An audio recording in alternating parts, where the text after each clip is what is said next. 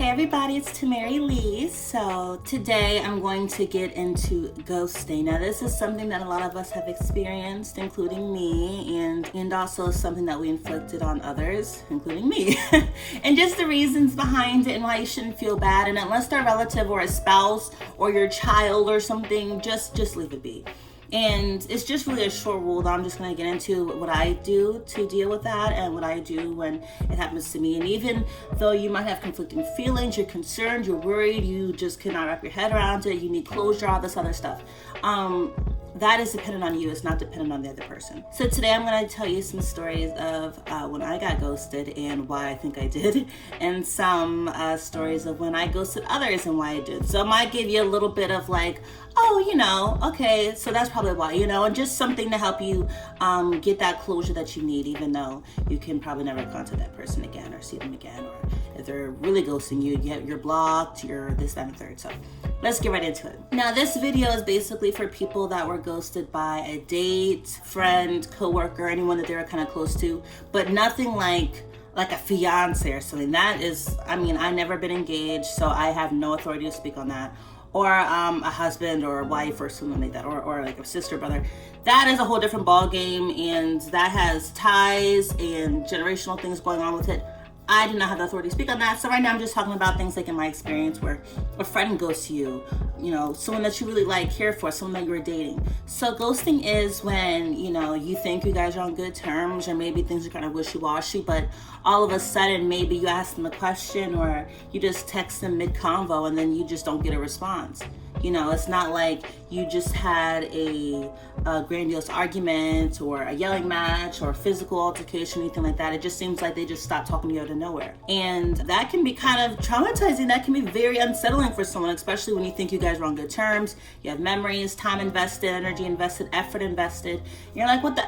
You're like, what the heck? And I understand that feeling 100%. I was ghosted by, I'm going to do little 3 miniature stories, or just why I think I was ghosted by a best friend who at that time, that was the closest friend that I ever had, like that friend group. We did everything together, sleepovers, partying, waking up and going to sleep, just always in constant communication. And I was trying to help them, get out of a bad situation, and they ghosted me. And, so I felt some type of way. And then, of course, with dating with guys, they're gambling away, so it's like whatever. So my general rule of thumb is that when it comes to checking up on them, or when it comes to communication with them, it's like max 3 texts.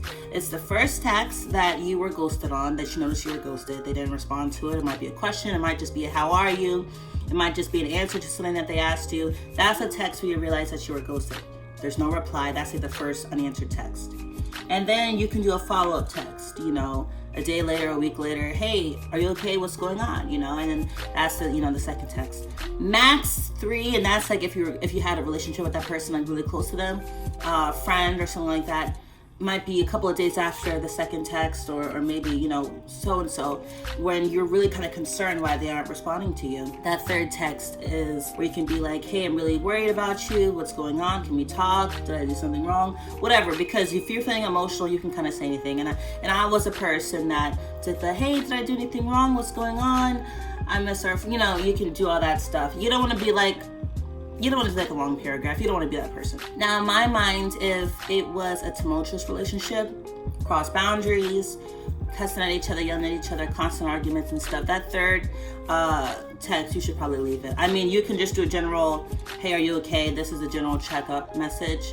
But if it was like someone who you're really close to, a longtime friend, and it just really catches you off guard, of course you're gonna have that emotional response, and you can't help that. And I'm not gonna tell you to hold back from that, because for a lot of times you feel like you deserve answers. You deserve to know why. Are they dead? Are they whatever? So another reason that ghosting might be unsettling is not only because you feel like you just wasted time, effort, energy, memories, but it might be because you think that they're kidnapped. A crime happened to them. They got sick. They fell on the stairs. They couldn't get up. It could be you think, oh my God, what happened to them? Maybe they were, if you're the type of person like I am, I just get paranoid. My mind goes 1.5 million kilometers per feet per second.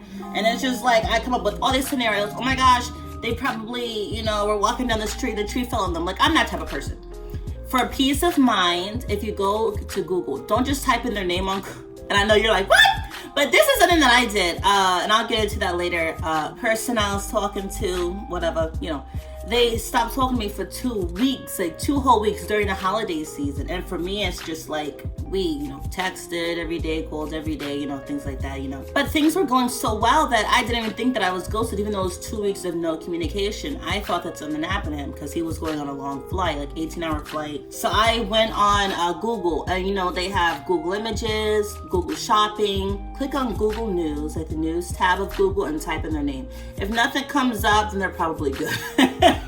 That's something you guys probably didn't even think about. Yeah, I always, if I feel like something bad happened or whatever, especially like, even with my mom, she's always driving to and from work, long commute and stuff. And if she doesn't text me back, or doesn't call me back, and it's raining or something, there was days where I literally downloaded the police scanner app in my area, or like in the area she was in, or the area that I thought she was in, and I would just listen and be like, are there any like accident dispatches? Like, what's the tease? I'm like a chronic worrier, so I 100% get this worry. Oh my God, ghosting is just like emotional trauma. I get it. But at the end of the day, I realized that it's ghosting and cut off relationships, ended relationships, whatever, closure, no closure, they are all lessons to be learned. I feel like if you don't find the lesson in it, you do feel like you wasted time. You do feel like you wasted effort. You do feel like you wasted those memories. But if you find a lesson in it, it makes it all worth it. So let me just get right into it. Now I'm just gonna talk about 3 miniature, well, I basically already talked about one of them, the one where the guy didn't talk to me for 2 weeks because he was on a flight or a trip to visit family, but it ended up probably being something else. But anyway, the first time I ever got ghosted that I really recall, or that really affected me, was this best friend that I had in college. We were in a friend group. It was a friend group of 3, 2 guys and a girl. The 2 guys were dating. So at first we were only friends, me and my friend, the girlfriend. Me and her were friends first, and then we, added them to our friend group, and we were just so close. I mean, we did everything together, every day and night. If we didn't eat breakfast together, if we didn't eat lunch together or dinner together, I felt like something was wrong. Like, we were together all the time. Sleepovers, grocery shopping. I mean, it was like we were a family almost. And when you are out of state, in school, and you meet friends, you almost cling to them more, because with college you go through so much. You have your first mental breakdowns, the first time where your card declines at McDonald's. I mean, I went through all of my big firsts with them, and they were the people that I went to for solace, for support.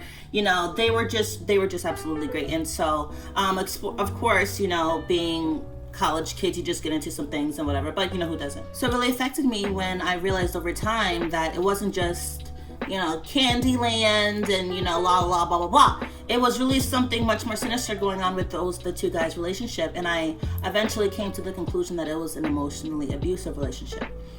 Just because my guy friend was taller and his boyfriend was shorter didn't mean, what they say in Rocky or whatever. It's not the size of the dog, it's the size of the fighting the dog. And that Chihuahua, I wanted to kick him in the throat because he was just mad, discouraging and da da da da. I'm not gonna get into it, that's a whole nother video, okay? But I just got so mad, and I just felt like, what the heck, And that was the first time that I actually, because I loved my guy friend so much, he was just so precious to me, and we were just so close, I just became extremely defensive of him, even though we were in a friend group. Real life fights. That dude almost got me arrested, the boyfriend, but that's a whole other story. I mean, it was a mess. Okay, where was the camera crew? You need them. But yeah, so I guess it was too tumultuous between me and his boyfriend for him. I was trying to work with a girlfriend, and I was trying to be like, yeah, we cannot co-sign this, we cannot condone this. I know we're a close friend group, I know we're basically family, but we cannot. This dude is crazy. And I just wanted to protect our friend, our main friend. His boyfriend was like, an add-on, but I was really protective of him. And so, long story short, it came to a point where he eventually decided to choose his boyfriend over me and her. But there's so many instances where if you know that your girlfriend or your guy friend is in an abusive relationship, you can try to help them. You can try to be like, F them. You can even beat the abuser up. But they'll just go back to them if they're not ready. They'll just go back to them because of the mentality that they have. They'll go back to them because they feel like they cannot do better. So at the end of the day, if you tried, you tried. If you feel like they're in physical risk or danger of death or something, then yes, go to the next step and call the police, social services, whatever.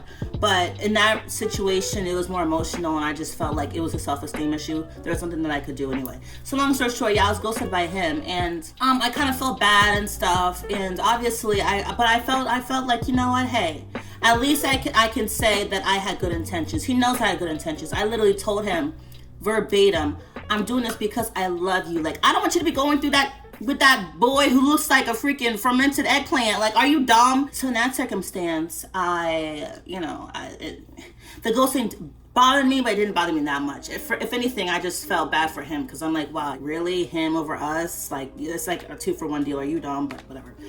So next story is, so the next time that I got ghosted really affected me. And, I was dating this person. It was the first person I ever had I felt like grown feelings for. It wasn't a crush. It wasn't ooh, he's cute. Like, I actually was emotionally devastated. I mean, not going to class. This is all in college. Not going to class, not doing assignments. I mean, I think I missed one of my finals. I was completely distraught. And it was because I just, if you're a hopeless romantic, I'm not necessarily a hopeless romantic. I'm a hopeful romantic. I came to that point where I'm like, I'm the full package. Okay, if someone deserves me, then I can think about it. But I'm not going to be chasing no dudes. I'm not going to be begging anyone to stay with me. I'm in a different point in my life now. But back then, I just felt like, oh my God. Like, it was the first time I actually felt something like that before. And, so I was acting really kind of clingy. It was too much for him, obviously. And the thing was, he had I'm not going to get into it, but he had a whole other responsibilities. It wasn't even like out the blue. He literally was like, you know what? I'm sick of your moods. I'm sick of your freaking up and down. I'm sick of your hormones. You're doing too much for no reason. And so that made it burn more, because I knew that it was my fault. I knew it because I was being psychotic and I was being clingy and that I was being too much. I was speeding through the intersection without waiting for the green light. So that made it really suck, because it's like, that it was your fault, and it's marinating, right? It's marinating, it's fermenting, it's getting ripe in your mind, and you're just over it. But, and you keep blaming yourself.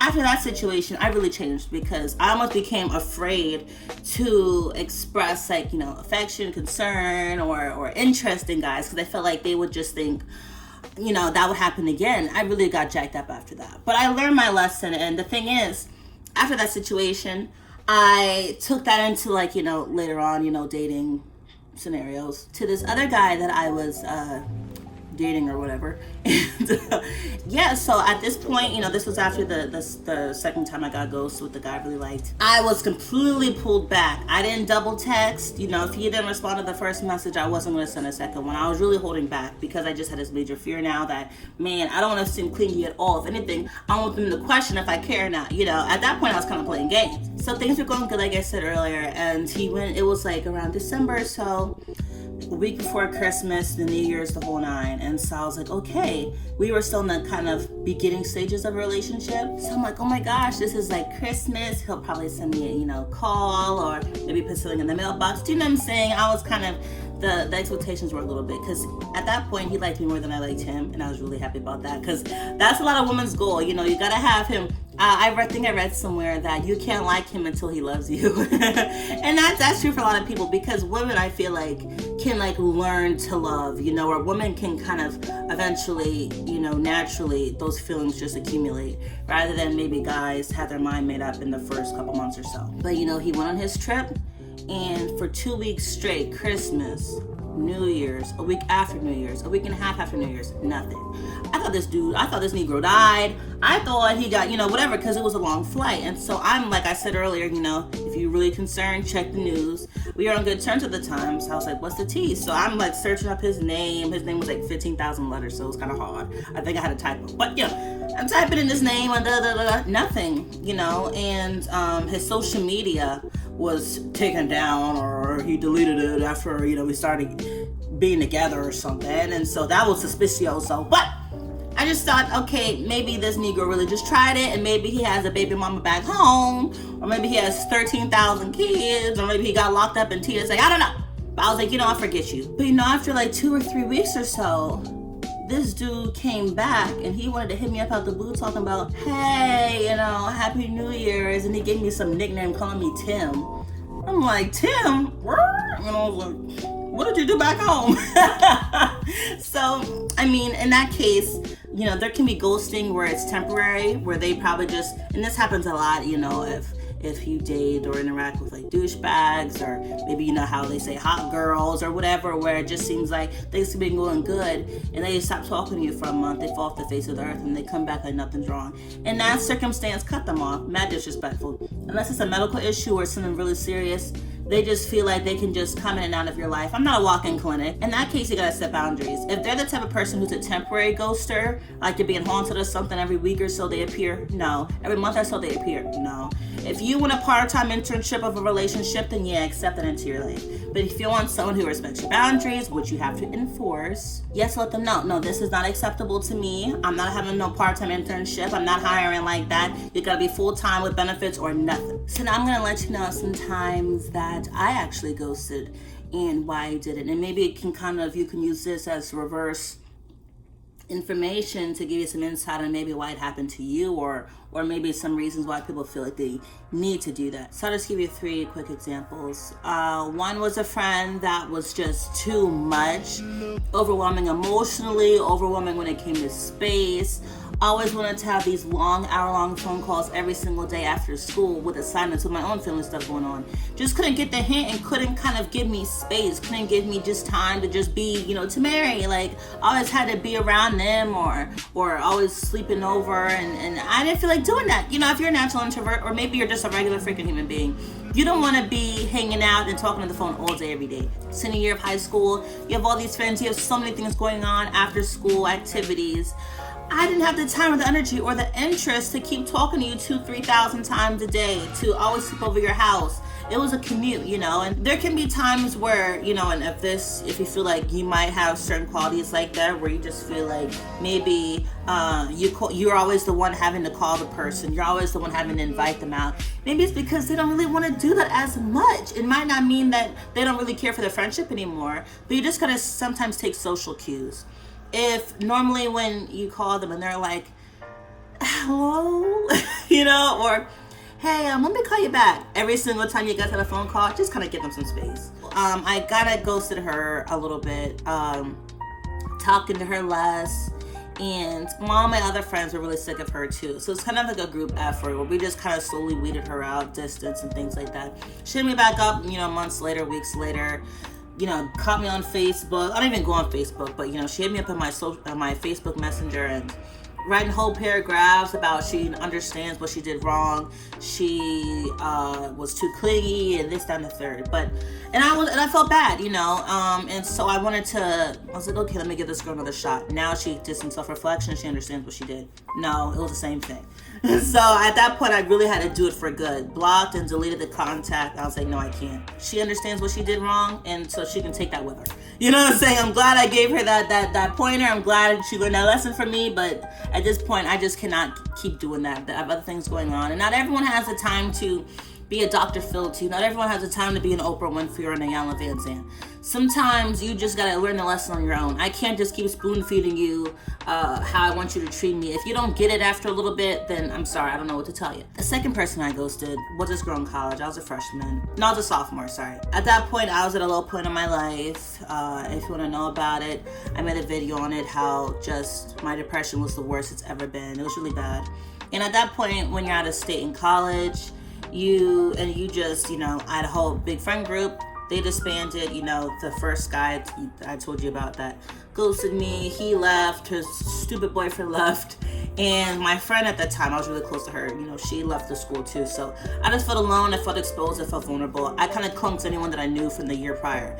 And then so, yeah, it was just a very toxic kind of codependent relationship, and I just couldn't put up with it anymore. When you kind of feel like codependent, or you feel kind of like you're not in a good mental space, they're not in a good mental space, you feel, or one of the people in the relationship can kind of feel like they can kind of take advantage of that bond, take advantage because they understand that you guys kind of need each other in a way.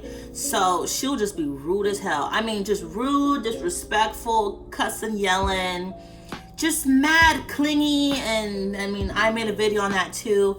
I mean, it's just sometimes you just sometimes someone makes you so sick, and I didn't have the confidence or the energy. You know, when you're depressed, you feel like you don't even have energy to live, let alone confront people.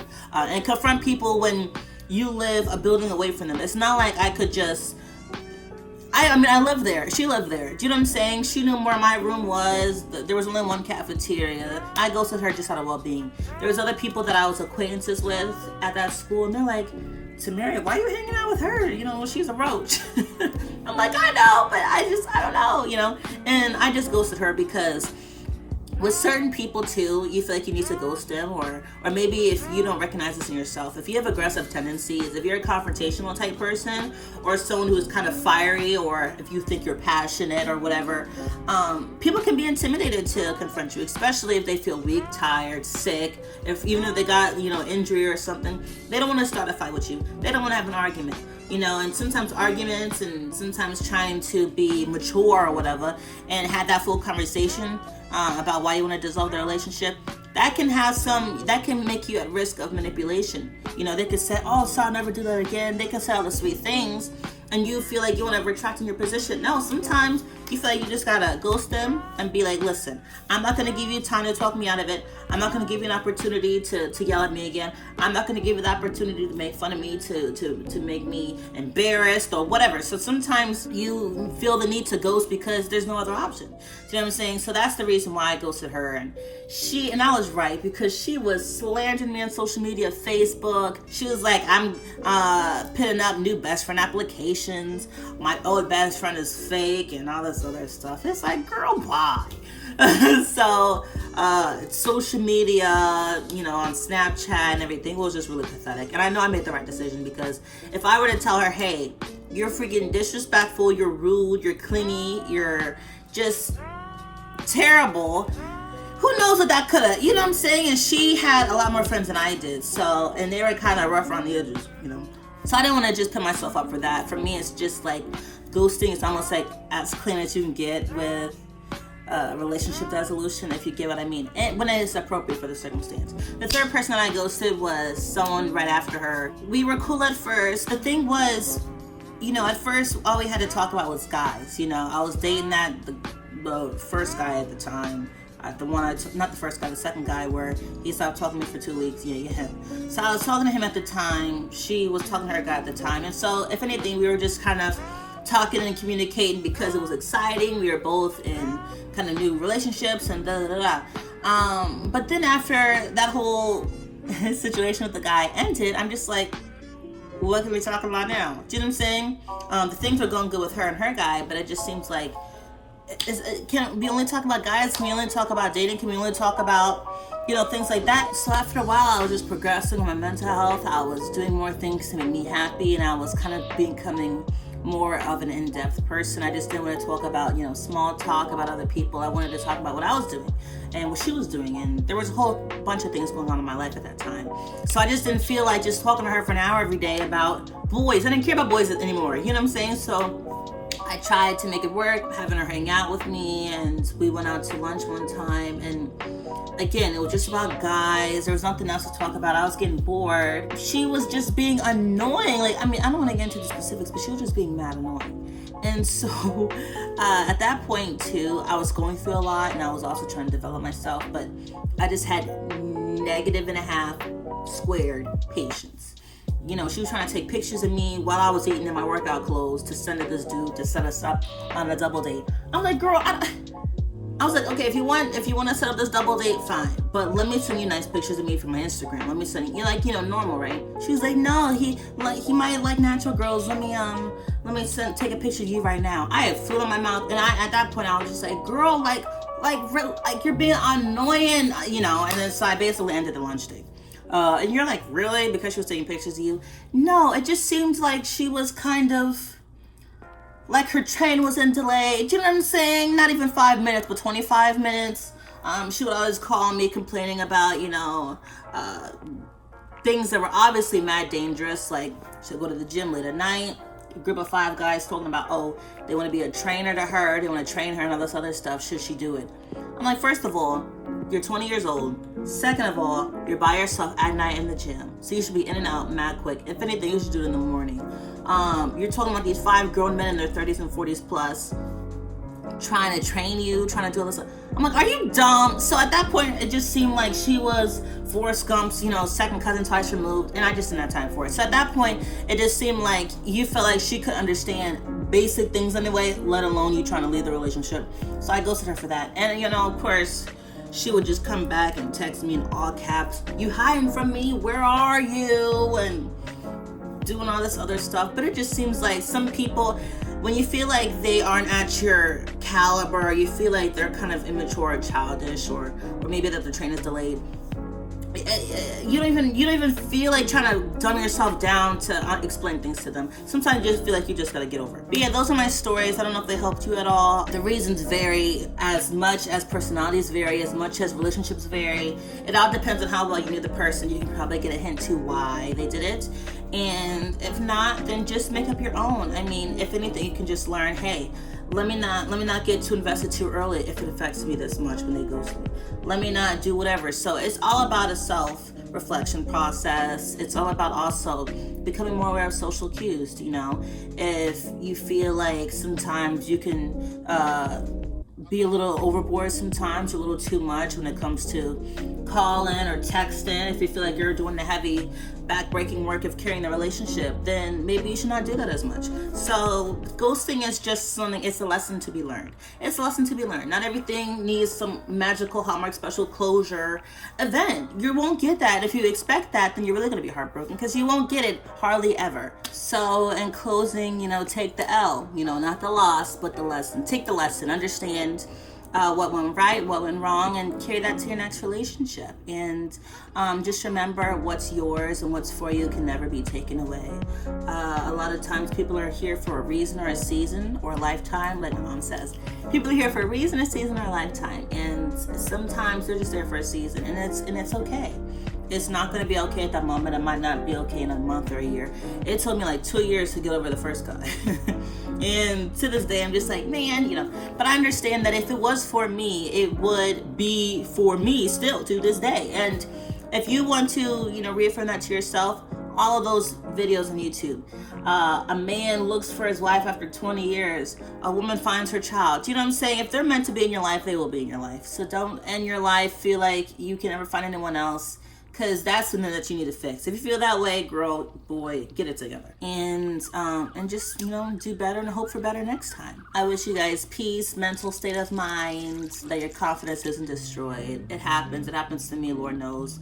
And I'm sure you probably did it to other people, or other people did it to you. And it's just, it's really life, and sometimes people do that because they feel like that's the only thing they're capable of doing. So again, like a Yellow Van Zandt says, all things are lessons God would have me learn. So you'll be okay, you'll do good. Please comment below if you have any experience with ghosting, if you ghosted anyone else and why, or if you've been ghosted, comment down below why you think that is. Please let us know. I'll comment, reply to you guys, because it is a tricky thing, and you feel bad for the person, or you feel offended, or you feel this and the third, but you can feel a lot of things. And that's why it's interesting. That's why I like talking about it. That's why it's a very interesting sociological trait, and it's a really interesting phenomenon and a thing. So comment below. I love you guys for watching. Love you, love yourselves. That's my tagline. We can always love others, but it's important that we love ourselves. So love yourself enough to forgive yourself. Love yourself enough to move on. Love yourself enough to establish firm boundaries. Do you know what I'm saying? So have a great day, and I'll see you guys in the next video. Thank you for watching my video. Follow me on Twitter at realtamerilee, and if I got Instagram, yeah, add me on the ground at tamerilee. Like and subscribe to join the tribe, and comment to join the conversation. I'll see you guys next time.